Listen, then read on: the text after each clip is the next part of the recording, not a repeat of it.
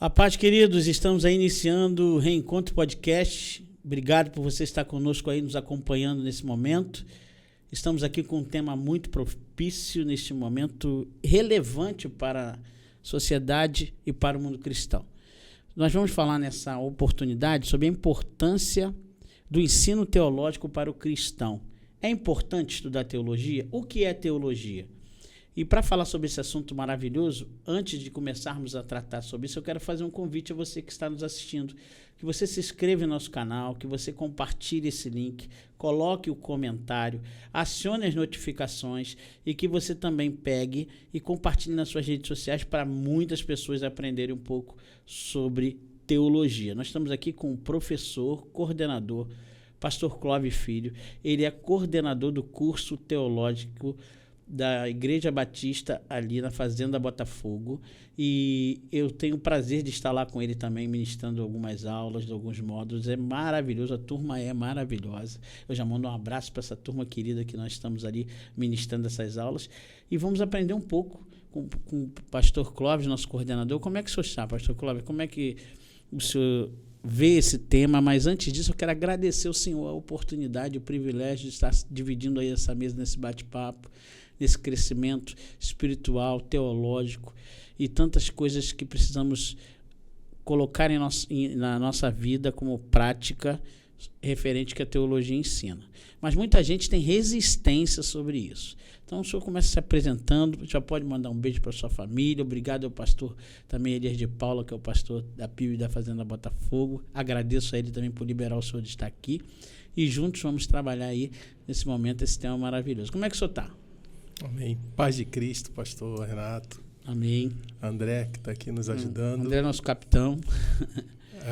O prazer e a honra é minha de estar aqui, poder compartilhar essa mesa com o senhor, né? Aproveitar e mandar um abraço para minha família, minha esposa Marlane, minha filha Ágata, e para essa igreja amorosa e maravilhosa que é a PIB da Fazenda Botafogo, que nos acolhe, cuida de nós. A gente cuida da igreja, mas a igreja também cuida de nós, né? Então, é uma bênção estar ali. E obrigado, pastor, pelo convite, obrigado pela oportunidade, e naquilo que pudermos aqui contribuir, estamos à disposição. Amém. Pastor, pessoal, eu já fiz outros podcasts com o senhor, mas a galera aqui da nossa rede de comunicação Fani, do nosso canal, de repente está conhecendo o senhor pela primeira vez. Quais áreas ali da igreja que o senhor atua? Qual foi as áreas que o senhor já tem abençoado lá e sendo abençoado por aquele povo da Fazenda Botafogo? Sim, assim que eu cheguei ali na igreja, na PIB da Fazenda Botafogo, 3 anos já ali caminhando, e de princípio eu fiquei responsável pela EBD. Então eu sou o superintendente da EBD, né? Faço toda a coordenação da nossa EBD e o nosso seminário, que já funciona há 1 ano. Né? Já há 1 ano, né? Fizemos 1 ano aí de seminário, né? Uma visão também ali do pastor Elias, né? E assim que eu cheguei aí na igreja, foi algo que o pastor Elias já compartilhou. Quando ele começou a conversar comigo, já começou a entender qual era o meu chamado, né? Minha área de atuação, né? Essa área do ensino, né? Porque eu costumo dizer que antes de Deus levantar o pastor, ele levantou o mestre. Uhum. Né? Deus já foi me preparando para esse chamado de mestre no ensino. Né? Então, o mestre veio antes do pastor. Então, hoje, pela graça de Deus, eu sou um pastor e mestre, e assim eu tenho servido ali a igreja. Então, a EBD, sou responsável ali pela EBD e também pelo seminário. Né? Nosso seminário com 1 ano de funcionamento tem sido uma bênção. O senhor tem compartilhado um tempo lá conosco, né? E a gente tem atuado e justamente com esse foco de auxiliar, né, não só a igreja, mas toda a comunidade, né, a crescer no conhecimento e na graça das Escrituras. Né? Eu creio que esse é o nosso chamado, esse é o propósito, e justamente o nosso seminário ele nasce com esse propósito, né, de fazer a igreja crescer biblicamente e também a comunidade ali onde estamos inseridos, né, uma oportunidade, né, não só o seminário ele não só busca atender a igreja local, mas toda a localidade, inclusive irmãos de outras igrejas estão ali inscritos no nosso seminário, e o intuito é justamente esse, né, propagar a palavra de Deus e fazer com que as pessoas possam crescer na palavra de Deus. E deixa eu lhe perguntar aí, o pessoal, com certeza o senhor falou que o chamado de mestre veio antes, né, do pastor, e a gente que acompanha o senhor sabe que o senhor é um excelente professor. Como é que foi isso? Como é que o senhor percebeu isso? Conta um pouco aí da sua experiência como professor, como é que o senhor chegou a esse entendimento desse dom que Deus deu ao senhor? Na verdade, foi algo de Deus realmente. Quando Deus age e a gente está com o coração aberto para isso, né, não tem, eu costumo dizer, não tem escapatória, né, porque realmente eu sequer imaginava que eu tivesse o dom ou a predisposição de ser um professor, de ser um educador, né? Mas a certa altura ali eu ainda, né, como um membro ali da igreja, disposto sempre a ajudar, né, disposto sempre a colaborar, houve uma necessidade, né, de professores ali, né, das classes, principalmente com as crianças, né? E a pastora, né, na ocasião ali, aproveitar e mandar um abraço para a pastora Selma, ali na ocasião, ela me pediu, né, esse auxílio, perguntou: Clóvis, você estaria disposto a nos ajudar? Né, a igreja estava passando por uma situação difícil, né, poucas pessoas querendo ajudar, querendo se lançar, contribuir ali com a obra, e ela me colocou esse desafio. Eu falei: eu sei que, né, você, não sei se de repente você estaria disposto ou se sente à vontade, mas, né, a gente está precisando dessa ajuda nesse momento. Você estaria disposto a contribuir? Eu falei: olha, pastora, eu realmente nunca dei aula, eu não tenho sequer um trejeito, mas eu estou disposto a ajudar. Naquilo que eu puder ajudar, eu estou disposto a ajudar. E aí eu vi que nesse meu movimento de me entregar, de me lançar, Deus foi construindo o professor, Deus foi construindo o mestre, né? Porque eu creio que tudo da nossa parte a gente não pode contribuir em nada ativamente, a não ser de nos lançarmos e deixarmos Deus, através do seu Espírito, trabalhar em nós e através de nós, né? Eu creio dessa forma. Eu acho que quando a gente faz aquele movimento de achar que nós podemos fazer alguma coisa, a gente está começando o movimento de forma errada, né? Na verdade, eu preciso apenas me entregar nas mãos de Deus e deixar que Ele cumpra o propósito, e entendendo o que Ele quer, eu vou agir da maneira exata, né? E eu creio que naquele momento foi isso que eu fiz. Eu apenas me lancei, né? Me deixei, mesmo diante do desafio, da preocupação, do receio, como é que vai ser isso? Mas eu cria que era algo da parte de Deus, que Deus iria prover, que Deus iria conduzir, e me lancei. E ali, com essa experiência, com as classes ali das crianças, né? Eu lembro que não tínhamos um material, mas eu descia apenas com a Bíblia. Descia com as crianças com a Bíblia, e a gente ia lendo a Bíblia, e eu ia, naquela versão que a gente tinha ali, eu ia explicando, palavras que elas não conheciam, eu ia falando: olha, essa palavra significa isso. Ensinando o menino. Justamente, né? E assim, foi um tempo assim muito lindo, né? Que eu vi aquelas crianças crescendo, se tornando adolescentes, jovens, e jovens firmes na palavra, jovens que, né, que marcaram a vida, aquele tempo marcou a vida deles, né? E marcou principalmente a minha, né? Porque nessa experiência eu fui me encontrando, eu fui me achando ali, né, no que Deus me chamou para fazer, né? E Deus daí foi me conduzindo, né? E aí eu fui fazer uma faculdade, né? Fui fazer letras. Primeiro eu fui de seminário, né? Depois, aí no seminário, né, eu me encontrei nessa questão de exegese das línguas. Eu falei: preciso conhecer isso, preciso saber sobre isso. E do seminário eu já parti para a universidade. Gosta muito de grego. Já fui fazer letras, língua portuguesa, grego clássico. E não parei. Aí emendo mestrado, emendei doutorado e estou aí até hoje. Glória a Deus. Aprendendo. Isso é importante para a pessoa ver como é que Deus, a gente se coloca à disposição, e Deus vai trabalhando no nosso coração e vai nos dando a direção, né?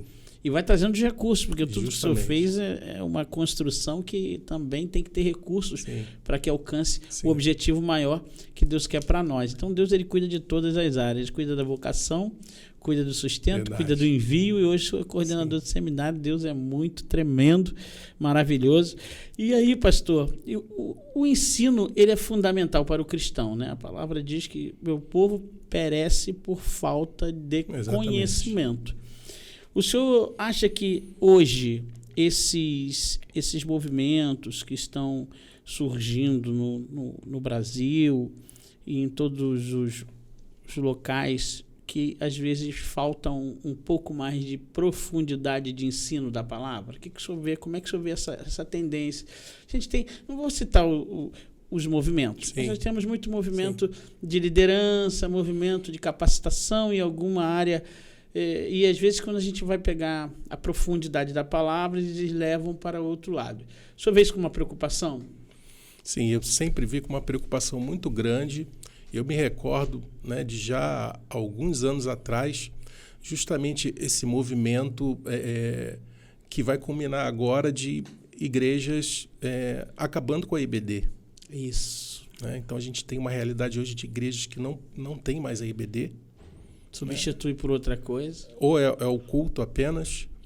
E a IBD é o coração da igreja. Da igreja. A palavra sendo pregada. Justamente. Né? E uma coisa que eu sempre também vi com preocupação é como alguns tentam fazer uma dicotomia entre o conhecimento e a fé. Ou o conhecimento e a parte espiritual, como se fossem coisas separadas. Uso aquele texto que a letra é fria, ou a letra também, mata. Né? Também. Né? Mas a gente percebe na Bíblia que não. Verdade. Isso é um conjunto. Né? A razão ela não é parte a ser tirada do processo. Né? Às vezes se tem essa ideia errada de que a razão é algo somente humano, da carne, e não é considerado, é só o espiritual. E aí é o que eu sempre falo em sala de aula, ensino em sala de aula. Né? São os dois extremos. Né? Ou você é muito racional, ou você é totalmente místico. Né? Quando, na verdade, o equilíbrio é o encontro da razão com a fé, com a parte, com o espiritual, com o transcendente. Vamos usar assim. Né? Então, esse equilíbrio, né, é que realmente vai nos levar a um cristianismo sadio, a uma teologia sadia, a uma vida espiritual sadia, a uma vida como igreja saudável. Né? Não, ou você muito duro, você muito racional, ou você místico demais e aí... perde um pouco da essência. Justamente. Né? Então, é um perigo, às vezes, quando eu vejo comentários de, olha, o estudo, né, ele é nocivo, a teologia ela é nociva, a teologia ela é perigosa. Não.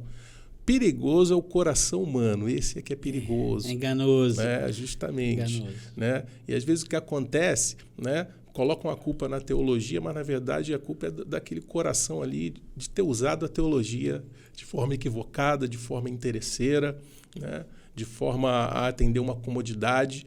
Né? Esse é o perigo. A teologia é uma ferramenta excepcional e a teologia é possível porque justamente Deus se revelou a nós e Deus possibilitou ao homem a teologia. Né? Porque a gente sabe que Deus não é um instrumento que podemos colocar num tubo de ensaio para estudar, mas ele se revelou, ele deu ferramentas e ele deu ao homem, né, noções para que o homem consiga pensar sobre ele, para que o homem consiga se debruçar sobre ele e conhecê-lo. Então, isso é a teologia. Ah, maravilha, maravilha de Deus. O senhor falou aí da EBD, e aí, uma coisa que também me preocupa, pastor, é que a gente pega, às vezes, em escolas bíblicas, e o senhor foi um exemplo que o senhor começou a aplicar na vida dos pequeninos, das crianças, a palavra de Deus.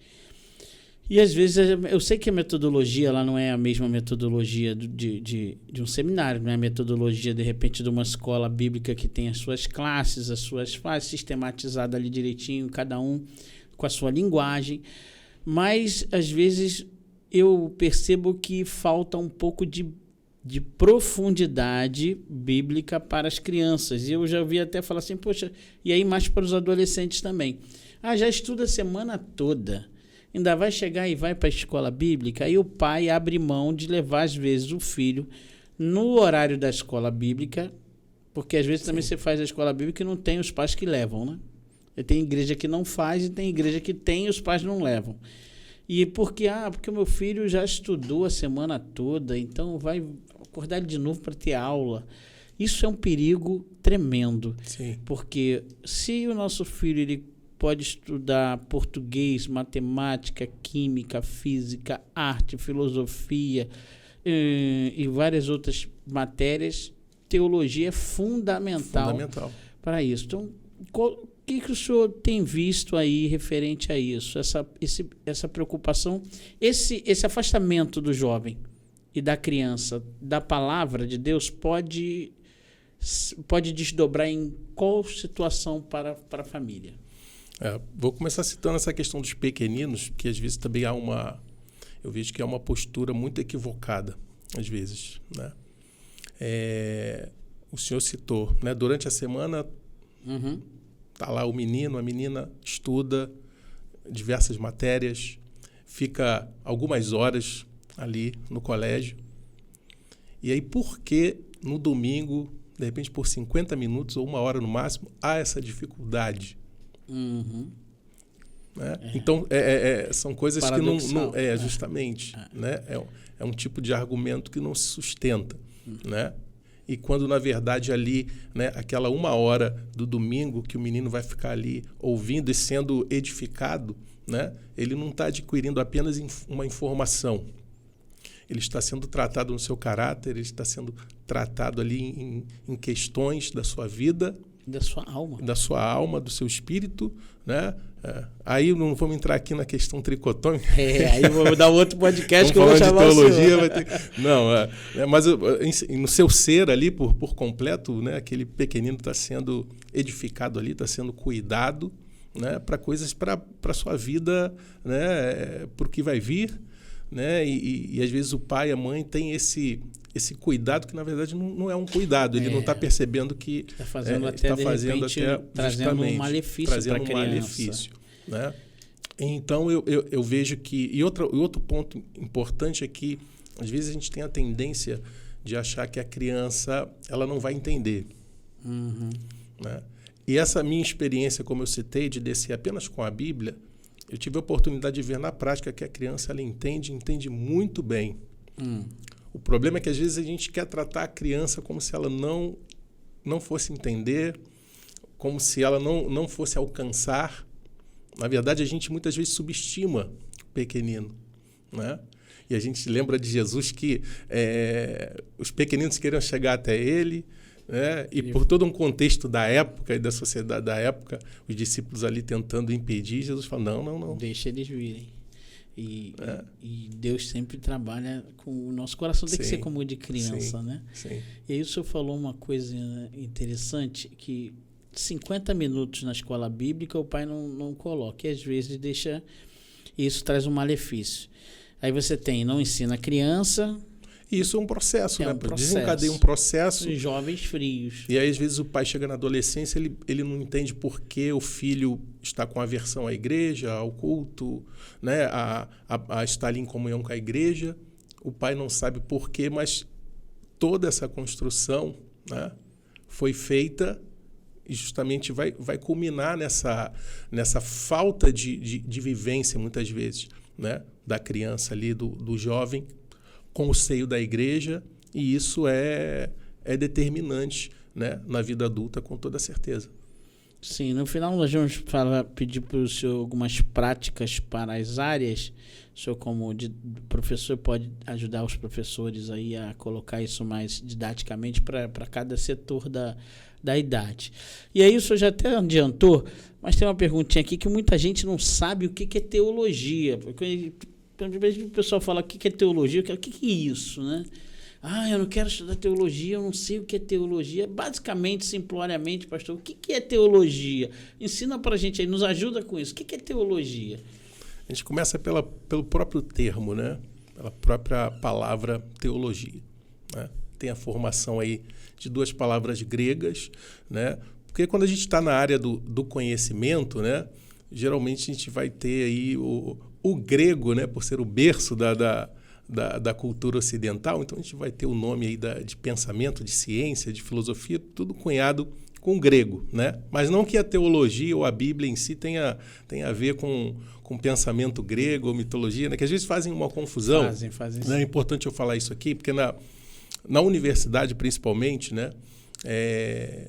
Tem pessoas que têm a ideia de que o Novo Testamento, por ser em grego, ele decalcou questões da filosofia grega, do pensamento grego, da mitologia, né? Como se fosse um decalque, sugamos ali, né? E aí o pensamento cristão ele é formado através da base grega, só pelo fato do Novo Testamento ser em grego. Não, né? O Novo Testamento se dispõe a ser em língua grega, a língua franca ali da época, o koiné, né? A língua corrente ali nos negócios, nas tratativas do mundo da época. Não é uma linguagem clássica, é uma linguagem corriqueira. Sim, justamente. Popular, o grego mais popular, podemos dizer assim, né? Então, mas o pensamento, eu sempre chamava atenção para isso, né? A igreja ela surge com judeus convertidos a Cristo, né? Primeiramente, a igreja não tem gentio. Então, embora você tenha a língua grega, mas o pensamento ele não é helênico. Entendi. O pensamento é hebreu, é um pensamento judaico, né? Que se tornaria um judaico cristão. Então, e às vezes há essa confusão, né? Porque aparece Hades ali, então o cristão ele é o Hades lá da mitologia. Não tem nada a ver, apenas se toma a palavra, né? Mas o pensamento é algo diferente, né? Então, a teologia, da mesma forma, né? Ela não nasce a partir de um pensamento filosófico, racionalista, humano, né? De tentar escrutinar Deus como se o homem pudesse fazer isso. Não, o homem não pode fazer isso. Então, teologia, né? Tem a palavra aí, theos, né? Que é Deus, em grego, e logia de logos, né? Discurso, estudo, palavra, enfim, compêndio, né? O logos, a significação é muito ampla, né? Então, teologia seria basicamente aí o estudo sobre Deus, a busca de estudar, de conhecer a Deus, né? E como eu já falei aqui, ela só é possível porque Deus assim permite, porque Deus se revela. Deus se revelou através da sua palavra, né? Em Jesus Cristo, a maior revelação de Deus ao homem. Em João 1,18, né? Esse versículo, para mim, ele é lindo demais, né? Que fala ali, né? Mas ninguém nunca viu a Deus, mas o Deus unigênito, aquele que está no seio do Pai, esse o tornou conhecido, né? Tem outras versões, versões diferentes, mas esse versículo ele é muito tremendo, porque quando a gente olha a exegese dele, eu falo, olha, esse versículo aí precisa ser a base da teologia, né? E eu costumo brincar, eu falo assim, olha, Jesus é a exegese de Deus. Opa. Eu falo assim, por que Jesus é a exegese de Deus? Eu falo, vamos lá em João 18, né? Porque quando o João diz que ninguém jamais viu a Deus, né? O viu ali que João usa, né? Só para a gente entender, tem 3 verbos em grego que eles podem ser traduzidos como viu, como ver. Né? Só que que é o blepo, é o ver, capacidade física de enxergar. Olha, eu vejo, estou vendo. Né? Aí nós temos o roral, que já entra no quesito de eu ver e compreender o que eu estou vendo. Analisando, dando aquela olhada mais profunda. E aí o terceiro, que é o que o João vai usar ali no versículo, que é o eido, implica em ver, discernir e você se envolver, você ter um envolvimento, você ter uma experiência. Né? Então, implica profundidade. Então, é uma questão simplesmente de ver. É de se relacionar e verdadeiramente viver. Então, quando ele fala ninguém jamais viu a Deus, não é num sentido, né? Quando a gente olha na tradução, a gente perde essa questão do original. Né? A gente perde esse verbo aí que João está querendo dizer que ninguém jamais viu a Deus no sentido de mergulhar em Deus verdadeiramente, de se relacionar de forma profunda né?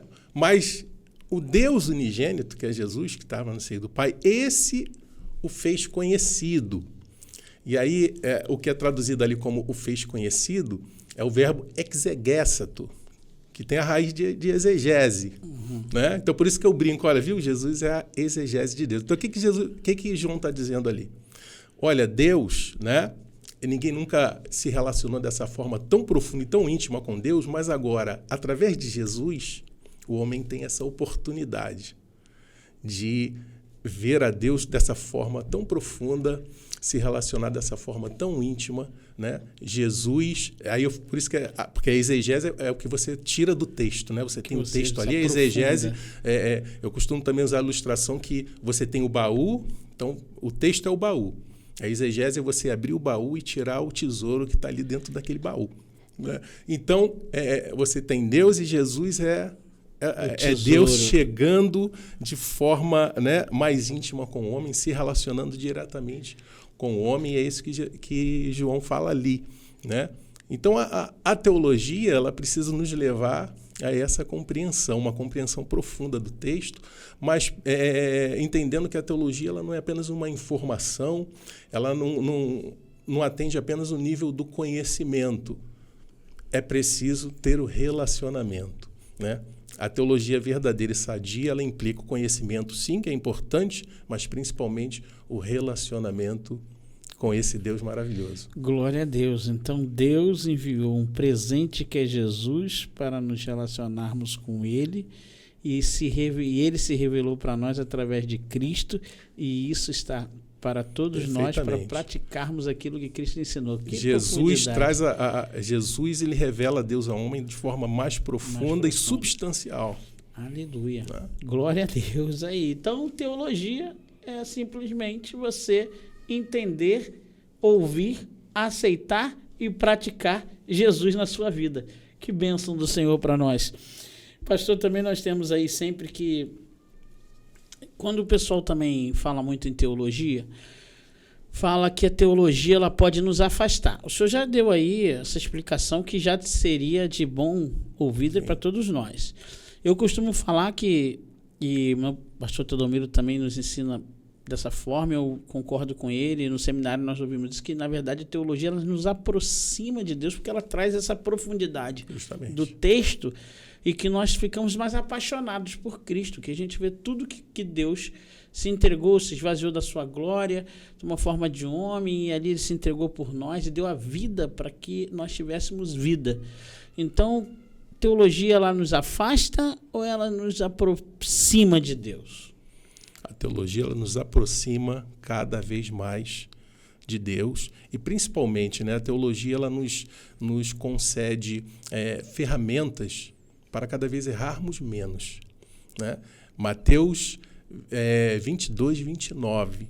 Jesus está diante ali de religiosos, teoricamente conhecedores da lei, da Torá, da Tanar, né? Conhecedores do texto sagrado, mas Jesus vira para eles e declara: vocês erram porque não conhecem, não compreendem as Escrituras e nem o poder de Deus. Então, compreender as Escrituras é fundamental, né? Eu lembro que quando eu me deparei com esse versículo pela primeira vez, ele me impactou muito.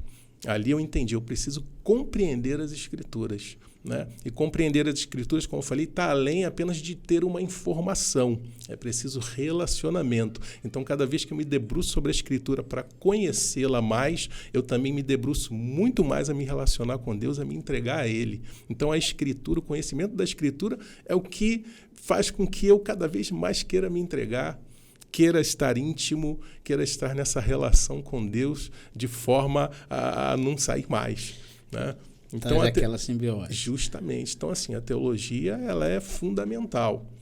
Aí, como eu já citei aqui, o problema é o coração humano, né? O problema não está na teologia, o problema não está na música, no louvor, o problema está sempre no coração humano, né? Se há vaidade no coração humano, né, ele vai lançar a mão dos seus dons, talentos e conhecimento para aquilo que não vai edificar, para aquilo que não vai glorificar a Deus, né? Porque essas ferramentas, e a teologia é uma delas, né?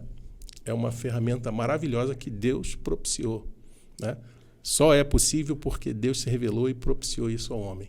E tem gente que fala assim, mas a teologia traz muita discórdia. Tem áreas de teologias que elas são extremamente que se debatem, sim, né? Tem várias linhas e você ali tem um vasto pensamento, você pode ir por uma linha, por outra linha. Então, às vezes, a pessoa se assusta com isso.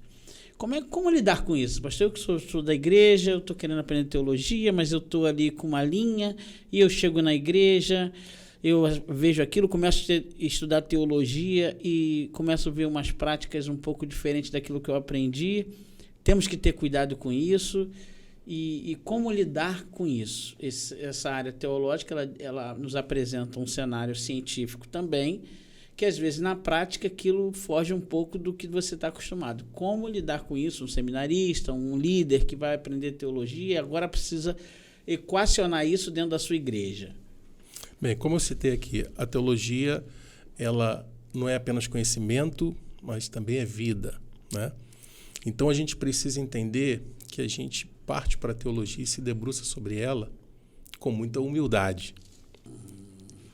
Bom, O segredo é o coração do homem. Então, eu comecei a estudar teologia, agora eu sou um teólogo, eu sei tudo, muda tudo. O pastor que tem 50 anos de ministério, eu vou contra tudo que ele faz. Precisamos lembrar das palavras de Jesus, né? Aprendei de mim que sou humilde e manso de coração. Então a gente precisa ter essa marca, né? Porque quando eu me debruço sobre o texto bíblico, né? E realmente me disponho me submeto a ele, melhor dizendo, né? Porque às vezes esse também é o erro, né? Eu vou aprender e eu vou me tornar um especialista no texto, eu vou ter controle sobre o texto. Não. Entendi. Você não tem controle sobre um texto que já está revelado. É o contrário, você se submete a ele. Ele é que tem que te controlar. Então, se esse coração aí já se debruçou sobre a teologia, sobre as disciplinas de conhecimento bíblico, com essa intenção, com esse sentimento, olha, eu vou dominar, porque aí eu vou saber, já está equivocado, né? Então eu preciso entender, ir com humildade, entender que eu vou me submeter a ele. E quando eu me submeto ao texto, eu vou perceber, né, naquelas passagens mais difíceis, né, que alguns especialistas chamam de passagens obscuras pelo sentido da dificuldade de interpretação, né? De justamente o texto não fornecer tantos elementos para que a gente chegue a um ponto final, né? Então a gente percebe justamente isso, que alguns textos eles não vão fornecer não vão nos fornecer todas as informações que a gente precisa, que a gente quer saber, né? E aí é uma coisa que eu sempre pontuo: se debruce sobre o texto buscando o que o texto quer te oferecer. Não vá no texto tentando achar algo para te satisfazer. Justamente. Porque é aquele ditado: quem procura acha. Né? Só que vai achar uma coisa que de repente ele não quer. Que não vai ser boa, né? Então eu preciso perceber o que o texto realmente está me oferecendo. Quando eu percebo isso, eu extraio do texto aquilo que me é salutar, aquilo que realmente vai edificar a minha vida. Agora, se eu me debruço, né, no sentido de tentar sanar uma curiosidade... Uma dificuldade. Não, até uma curiosidade, mas por que né? Porque Adão tinha umbigo ou não tinha umbigo? Né? Estou dando um exemplo aqui bem... Né? Ou ou colocar, querer que o texto dê legalidade para aquilo que o texto não dá legalidade. Justamente. Né? Então, quando eu olho para o texto e realmente retiro dele o que ele está se predispondo a entregar, eu vou ter uma leitura e um estudo muito mais enriquecedor. Né? Por exemplo, vou dar um exemplo bem simples, né? Tem aquela discussão lá do livro de Jó, que animais seriam aqueles, né? O behemote, o leviatã, aí é dinossauro, não é dinossauro, e leva para a parte é mais hipopótamo, é crocodilo, o que é aquilo, né? Então a gente precisa entender que aquela passagem o intuito dela não é ratificar, né, que animal é aquele, dizer categoricamente né? Qual é o animal. O intuito da passagem é mostrar a pequenez do homem, do ser humano diante da grandeza de Deus, onde da criação, né? Uhum. Toda aquela passagem, o intuito é esse. Então, eu preciso me ater a isso. Eu preciso, na minha leitura, estar ligado nesse ponto. Você precisa estar atento ao contexto. Justamente. Que texto sem contexto é pretexto isso, para heresia. Perfeitamente. Porque o texto ele não dá muitos detalhes. Dá alguma especificação daqueles animais, mas as especificações que estão ali, eu não consigo, né, categoricamente afirmar, é tal animal. Não, é um Tiranossauro Rex. Não é. É isso, é aquilo. Não tem como. Né? É verdade. E aí, se eu ficar me prendendo a essas questões, eu vou desenvolver apenas um pensamento especulativo sobre a Bíblia. Crítico, né? Crítico, especulativo. Uhum. E que não vai agregar em nada, né, na minha vida. Então, é esse cuidado que nós temos que ter entre observar a Bíblia, tirar suas lições dela, saber que ela é a palavra de Deus, sim, inspirada pelo Espírito Santo, já revelada, traz iluminação para aquele que está vendo, e essa iluminação tem que ser à luz de um contexto, de um texto que traz ensinamentos para que eu possa colocar em prática aquilo que a palavra nos diz. Perfeitamente. E glória a Deus. Pastor, também podemos ver, e aí é uma crise, né? Como o pastor Osés fala, nosso executivo aqui do Instituto Família fala, é uma crise. Uma crise quando a gente vê pregadores ou líderes que às vezes, e a gente vê que a maioria desses líderes que tem dificuldade é porque teve uma base fraca nas escrituras, né? Aquele que não teve talvez uma escola bíblica, um fortalecimento na juventude, e quando chega ali não fez um seminário, seja para conhecimento ou até mesmo para vocacionado em termos pastorais. Mas aí ele vai virar líder numa escola de líder que às vezes eu já vi escola de líder que é intensivo. Um final de semana, 2 finais de semana. E eu não consigo ver que um líder seja formado, não que ele não tenha o chamado nem a vocação, é diferente no meu modo de ver. O chamado e a vocação para o líder, ela vem dada por Deus. A capacitação, ela nos colocar e Deus nos capacita. E nós nos buscamos, como o senhor falou aí, me coloco à disposição. O senhor começou lá na sua vocação pegando a Bíblia e começou a ler para as crianças. E agora o senhor é um mestre, formou porque o senhor procurou a capacitação. Sim. E Deus foi lhe dando oportunidade para isso. Foi abrindo portas. Foi abrindo portas. Mas aí eu pego, às vezes, líderes nesses cursos aí, relâmpagos de liderança, que a pessoa até tem a vocação, só que eu não vejo formação de líder em um ou 2 cursos relâmpagos intensivos, seja ele qual for, que você sai pronto. É muito complicado porque as anuâncias e as dificuldades que se apresentam ao ser humano em diversas áreas culturais, sociais, religiosas que nós temos hoje, o líder tem que ter formação e também experiência, expertise para cada área.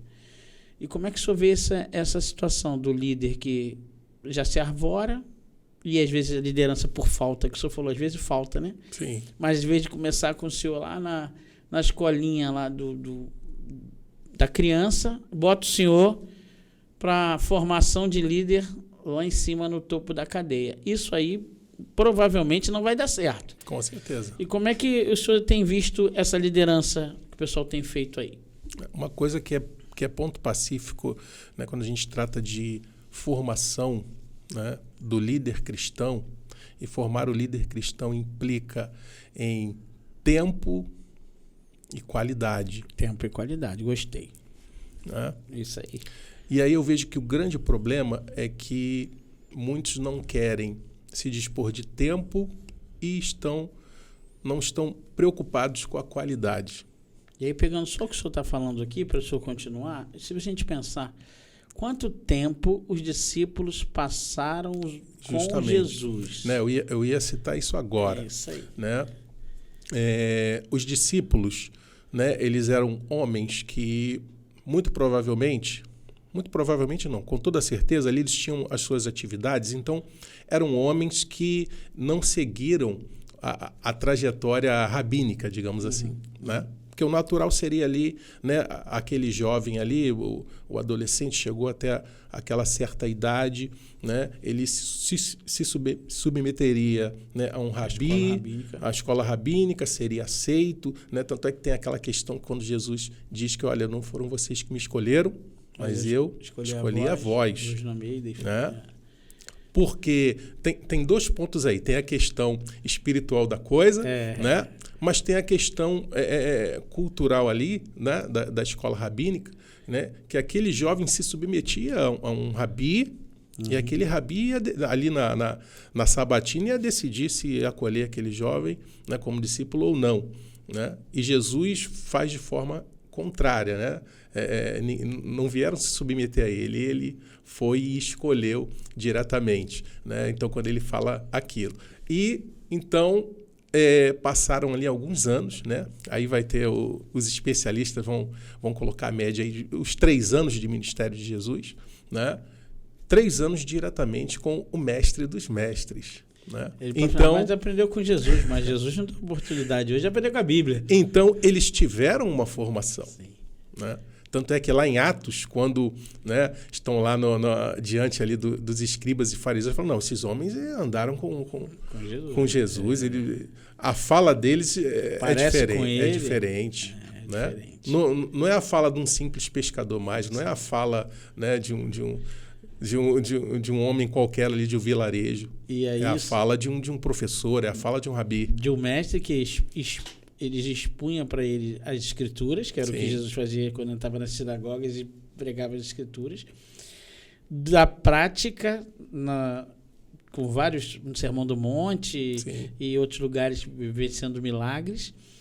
E no envio, então, quer dizer, ele utilizava toda essa área, que aí é a hora que a gente vai entrar agora, aproveitando esse gancho da área teológica, não somente de você ficar no ensino. Porque se você realmente aprendeu, o senhor vai aprender, o senhor vai para a prática e o senhor vai para o envio. Que o senhor vai começar aí fazer aquilo e enviar até pessoas, ensinar pessoas. Na prática das nossas igrejas, pastor, quando o senhor, deixa eu virar aqui a página aqui, porque vai ficar aqui agora quente o negócio. Na prática de nossas igrejas, como o senhor tem visto a aplicabilidade da teologia prática? Que aí a gente agora vai para um outro nível, né? A teologia dos seminários. E nós, como passamos pelo seminário, a gente sabe que quando a gente vai para a teologia, pega a teologia do seminário e a gente vai para a prática da igreja, cria-se não é abismo, mas cria-se uma diferença ali, porque a teologia prática ela acaba mais a experiência de vida e às vezes você nem lembra muito dos ensinamentos que teve lá para colocar aquilo em prática. E como é que seria essa teologia prática, o senhor utilizando da academia para teologia prática? Como é que o senhor orienta aqueles que estão fazendo seminário, o senhor que é coordenador, quando o senhor está lá na sala de aula dando eclesiologia, enfim? A gente ensina a teoria. Mas como colocar isso em prática? Faz parte, justo como eu já citei aqui, faz parte desse nosso ensino, nesse momento em que a gente está fazendo, né, a prática do ensino, transmitindo a teoria, né, a gente precisa sempre deixar bem claro que a teologia ela vai além justamente desse ensino teórico. Ela é vivência, ela é prática. Então, a disposição do meu coração, né, o meu coração ele não pode apenas estar aberto à informação, a querer conhecer, né, e sanar uma curiosidade, né? Porque, sim, existem pessoas que elas se matriculam num seminário teológico porque elas apenas querem sanar curiosidades teológicas, né? Mas o seminário ele tem a função fundamental, né, de trazer esse alerta ao aluno. Olha, você não está aqui apenas para adquirir um conhecimento teórico. Você precisa viver esse conhecimento, né? Paulo vai dizer que Jesus é o verdadeiro conhecimento e sabedoria de Deus, né?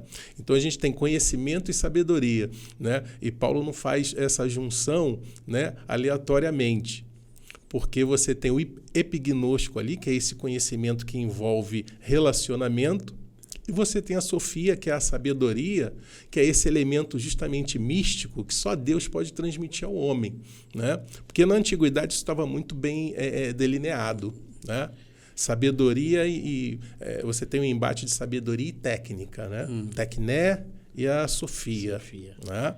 Então a técnica eu posso adquirir com esforço, com estudo, com teoria, eu aprendo uma técnica. Mas a sabedoria é algo divino, é algo se o divino não me iluminar, eu não tenho como alcançar. Então, a junção dessas duas coisas é que forma, né, ali o homem verdadeiramente habilitado a ser um instrumento nas mãos de Deus. Né? O homem tem ali a sua técnica, o seu esforço, o seu trabalho de buscar, mas é a sabedoria de Deus que vai dar o verdadeiro conhecimento e direção e vai trazer esse equilíbrio, né? Então, por isso que Paulo diz, Jesus é o verdadeiro conhecimento e sabedoria de Deus, é a junção dessas coisas, né? E justamente se revelando ao homem para tornar o homem também apto para essa boa obra de Deus, com conhecimento e sabedoria. Então, a gente precisa entender que a busca pela teologia, ela não pode se resumir apenas no nível do conhecimento, no nível da informação, e eu achar que isso basta. Não, porque se eu tenho a informação, mas não tenho a vivência e a prática, esse conhecimento ele é nulo. Esse conhecimento é infrutífero. Né? Quando o nosso chamado é para sermos firmes, constantes, sempre abundantes na obra do Senhor.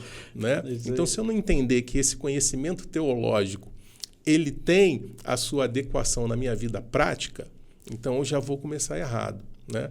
E se eu, como educador ali no seminário, eu não transmitir isso, eu também estou falhando nesse quesito. E aí, justamente, às vezes, nessa questão, né, a gente tem seminários aí que se atém justamente só à questão teórica, né, e não aponta para essa vivência e prática, e isso com certeza vai afetar na hora dessa prática ali na igreja local, na vida da igreja local, na atuação da igreja local, né? E vai ficar evidente esse gap, né? esse abismo entre uma coisa e outra, né? Infelizmente. Então, nós podemos verificar, primeiro que o temor do Senhor é o princípio da sabedoria. Justamente. Aí eu temendo o Senhor, eu quero seguir os seus desígnios.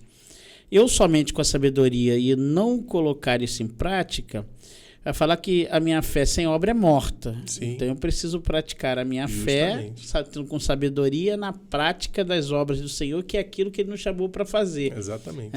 Então amar a Deus sobre todas as coisas e o próximo como a ti mesmo, fazendo as obras para que a gente possa avançar no critérios do campo missionário para que muitas pessoas possam alcançar. Muita gente, ele vai ver a teologia em nós através de nossa prática. Exatamente. Então a gente vai colocar nossa cultura, nossa ciência, aquilo que nós aprendemos, a prática bíblica na vida e obra da igreja para que outras pessoas possam ser abençoadas. Maravilha de Deus, glórias ao Senhor Jesus. Pastor, agora que a gente está acabando aí, até passa muito rápido, caminhando para o final. Passou rápido. Então, eu quero perguntar ao senhor assim, em prática de igreja e os irmãos que estão nos acompanhando. Qual seriam as áreas que eu vou falar aqui que o senhor sugeriria, ou o senhor sugere para uma prática teológica em termos de ação? Para a criança, que o senhor sugeriria, a teologia pode... para a criança, na área da adolescência, da juventude, nos homens, nas mulheres, casais, enfim, no evangelismo para todos. Como é que a gente pode falar isso? Na criança, o que a gente pode ver que é teologia que realmente funciona? Então, a gente chegou a falar um pouco da questão das crianças. Eu ia citar até uma questão que, infelizmente, hoje a gente vê que é uma realidade em alguns lugares, né, onde o entretenimento está mais presente ali na salinha do que propriamente a Bíblia. Ah, rapaz, né? Isso é forte, hein? Então, como eu já falei, né, as crianças elas entendem e compreendem perfeitamente. Não podemos subestimar as crianças. Né? E com relação às crianças, eu vejo que são dois erros. Né? Um é esse de subestimar e você entreter mais do que edificar e ensinar. Mas um outro erro também é o querer derramar água demais na plantinha, né? Trazer questões muito intrincadas, né? Questões do evangelho que são muito profundas. Então, o mote ali da tia, do tio, é simplificar ao máximo, né? Jesus, né? Justamente, simplificar ao máximo, mas sem fugir da Bíblia, sem fugir do texto, né? Você nem subestima, mas também não pode superestimar também que você se afoga, né? Então é buscar esse equilíbrio a partir da Bíblia. E Bíblia é Bíblia, com criança é Bíblia, né? É memorizar o texto, é conhecer o texto, né? É a criança começar a se ambientar com o texto. Para poder ter uma relação com a Bíblia. Justamente. Trabalhar a questão da leitura, né? A gente tem uma realidade brasileira, né, de leitura muito baixa. É muito baixa. Né? É um nível, não é nem medíocre, é menos do que medíocre, é baixo. Assustador. Justamente. Né? Porque não se tem essa prática de leitura, esse hábito, né, esse fomento. Então, assim, é uma coisa... E nós que entendemos que o texto ele é sagrado, ele é a base, nós temos que amar a leitura desse texto. Né? É verdade. E vai começar ali com a criança.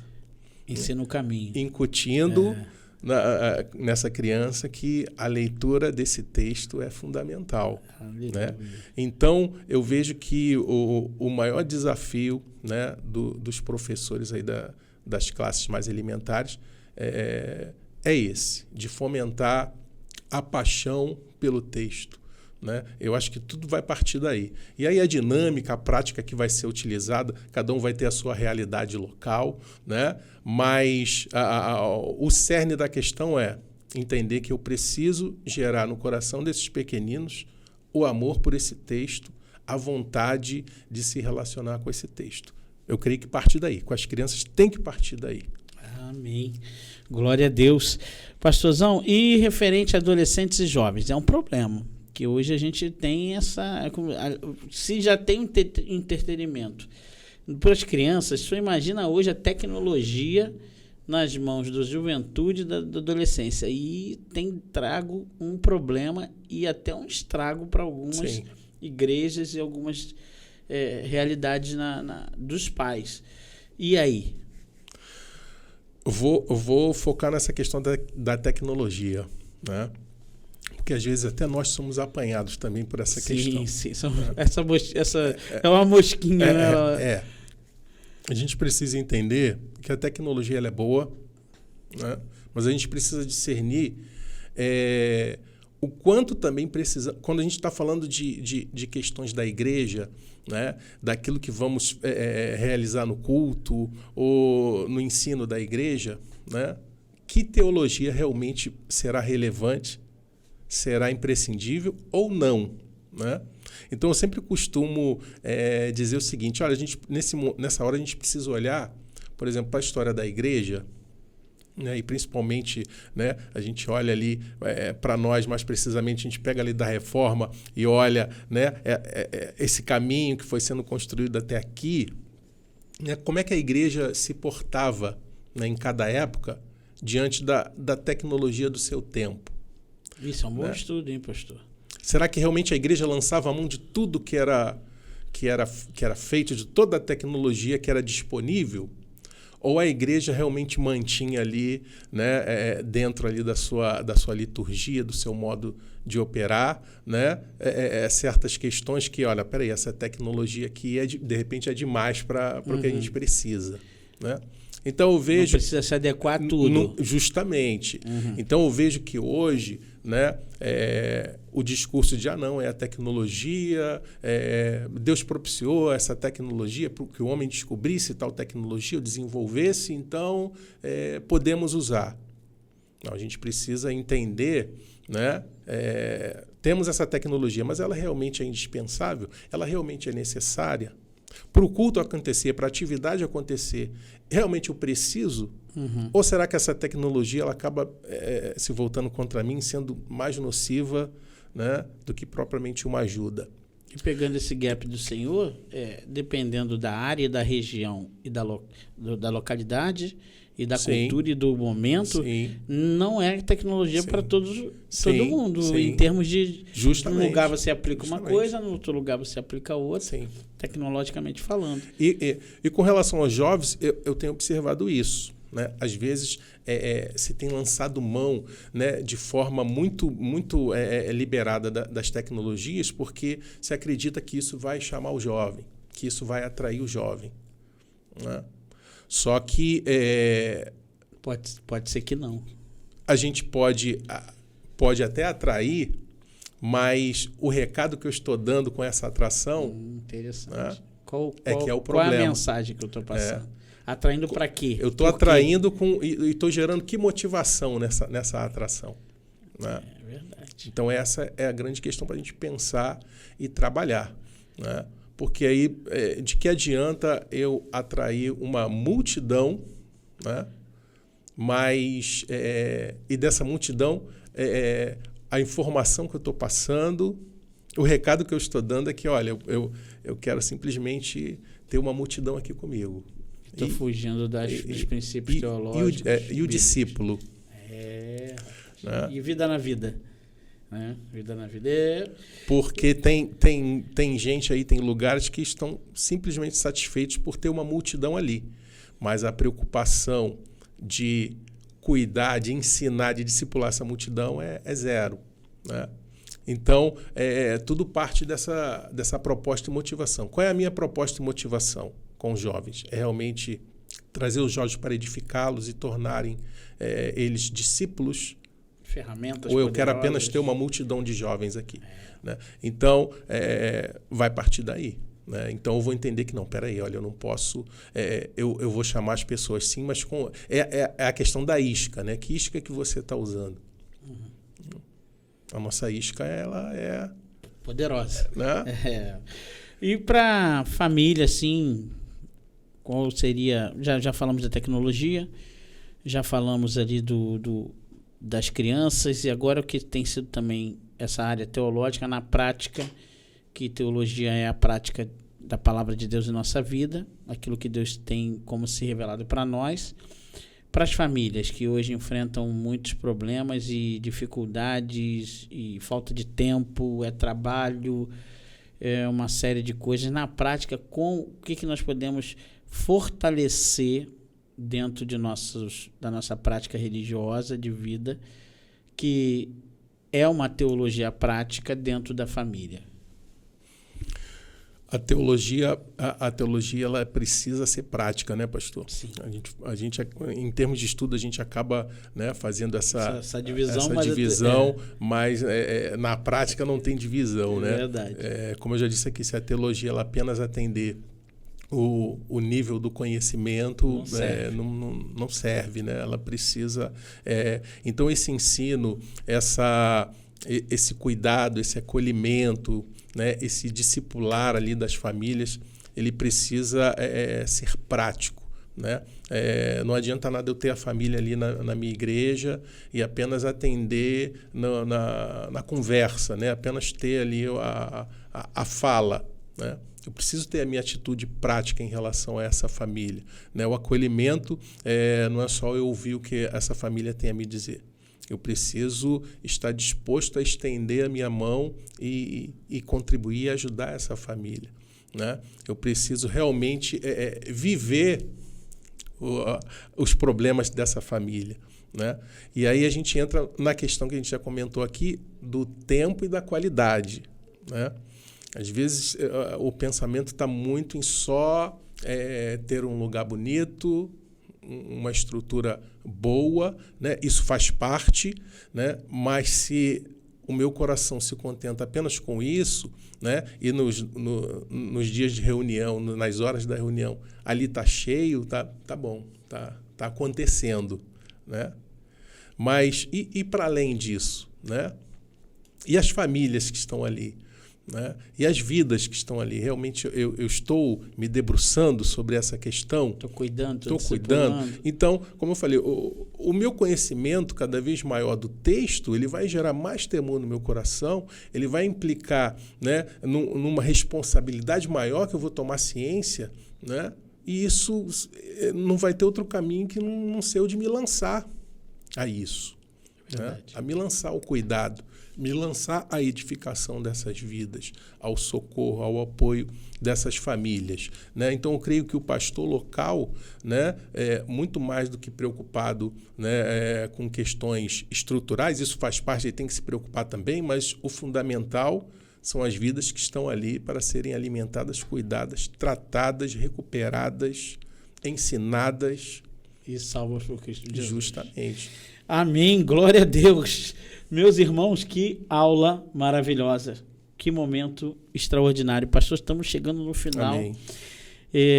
Eu quero incentivar você que está nos assistindo. Incentivar você a estudar mais a palavra de Deus.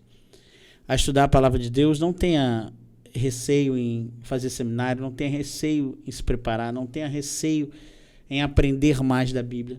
E tudo que você aprender, coloque em prática para a glória do Senhor. Tenho certeza que a teologia, ela é Deus deixando se revelar a todos nós.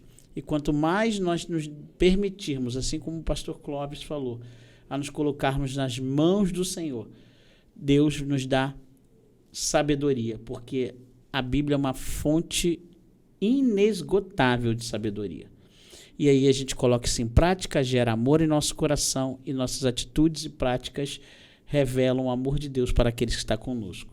Eu quero agradecer você, não esquece de compartilhar, se inscrever no canal, comentar, fazer aí as notificações para que você sempre que tiver um programa Reencontro e Podcast, você seja alcançado. Estamos aqui no Instituto Fanini, na nossa rede de comunicação, para abençoar a sua vida. Temos vários programas, você pode compartilhar, curtir, comentar, se inscrever, venha nos conhecer. Aqui nós temos diversos trabalhos missionários.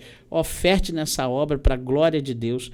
Manda um abraço do pastor Oséias para você, para a sua família, para todos aqueles que estão acompanhando o nosso podcast. Eu quero agradecer ao pastor Clóvis. Obrigado, pastor Clóvis, mais uma vez, pela sua disponibilidade. Sei que o senhor tem diversas atividades, sua agenda é cheia, mas prove a Deus estarmos batendo esse papo aqui. Amém. Suas considerações finais aí. Manda um beijo para sua família, para sua casa e acabe aí para nós encerrarmos pela glória do Senhor. Amém. Eu que agradeço, pastor. Mais uma vez agradeço a oportunidade de estarmos juntos. Amém. É sempre muito bom estarmos juntos. É sempre enriquecedor, né? E agradecer aos irmãos aí também do apoio, né? E agradecer a Deus por esse tempo, né, que a gente tem vivido ali na PIB da Fazenda Botafogo, né? Deixar mais uma vez um abraço aí aos irmãos que, né, nos receberam ali com muito amor e têm cuidado de mim e da minha família ali com muito amor, com muito zelo, né? E a gente tenta retribuir com tudo aquilo que a gente tem, que a gente pode, né, se entregando a Deus, né, se entregando ali na igreja local, trabalhando, crescendo junto, caminhando junto, orando junto, chorando junto. Tudo junto, né? E tem sido uma bênção, né? E obrigado aí, pastor. Estou sempre à disposição naquilo que o senhor precisar aí, né? Estou à disposição sempre para estar junto, que é sempre uma bênção, né? Estarmos aqui, um bate-papo, né, onde o tema central é a Bíblia, a palavra de Deus, é a obra de Deus. É sempre maravilhoso. Amém. Um abraço do nosso Instituto Fanini, nosso executivo pastor Oséias, toda a equipe. Quero agradecer a Sônia, agradecer ao André, todos os nossos colaboradores, nossos amigos, acompanhem nossos programas. Estamos juntos aí. Até o próximo podcast, para a glória do Senhor. O pastor Clóvis vai encerrar orando para abençoar a sua vida e encerrarmos nosso programa. Obrigado. Oremos. Pai querido e eterno Deus, graças te damos, Senhor, por este dia.